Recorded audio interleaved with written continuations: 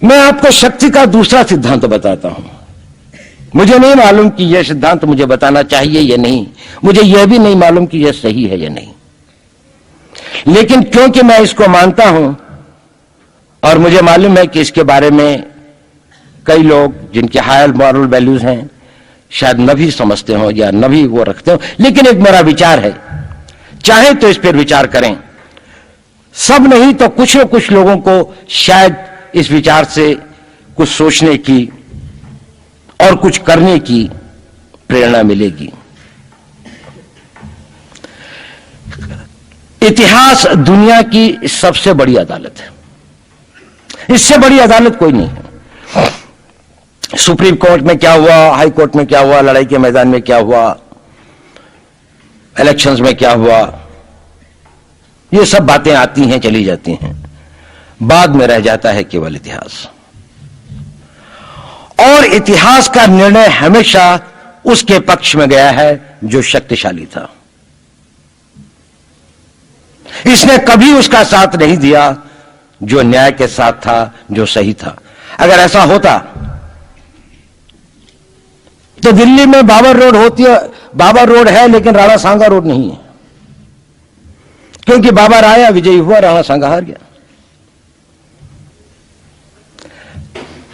भारत की हिंदूशाही किंगडम अफगानिस्तान से होती सिकुड़ती सिकुड़ती सिकुड़ती यहां तक नहीं आ जाती। हमने किसी पर आक्रमण नहीं किया, हमने किसी के जीवन मूल्यों को नष्ट नहीं किया, हमने किसी के धर्म ग्रंथों को और धर्म स्थानों को नष्ट नहीं किया। शायद हम न्याय संगत थे, शायद सत्य भी हमारे पक्ष में था, लेकिन शक्ति हमारे साथ नहीं थी। इसलिए इतिहास ने हमें उसकी सजा दी। इतिहास ने हमेशा उनको सजा दी जिन्होंने विचारों को कर्म से और न्याय को शक्ति से अधिक महत्व दिया।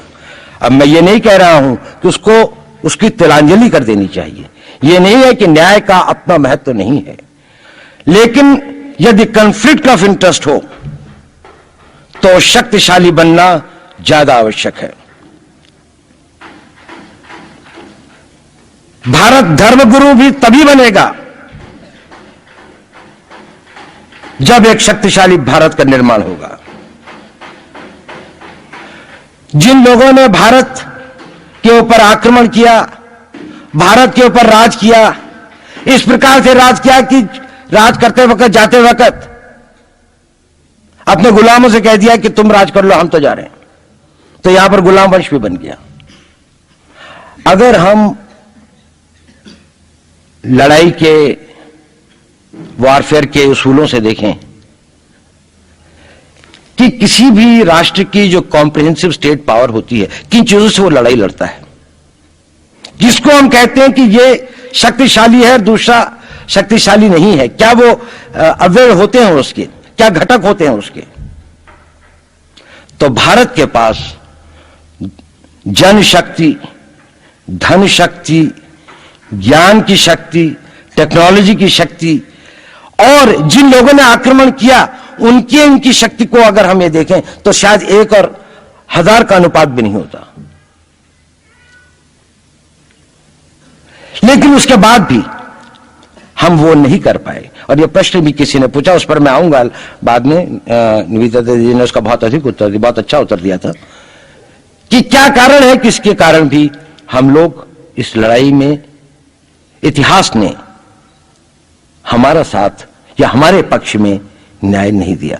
क्या कारण है कि कश्मीर में हम लड़ रहे हैं, जिन्होंने हमारे ऊपर आक्रमण हो रहा है, हमारे ऊपर बाहर से लोग आकर वायलेशन हमारे बॉर्डर का करते हैं,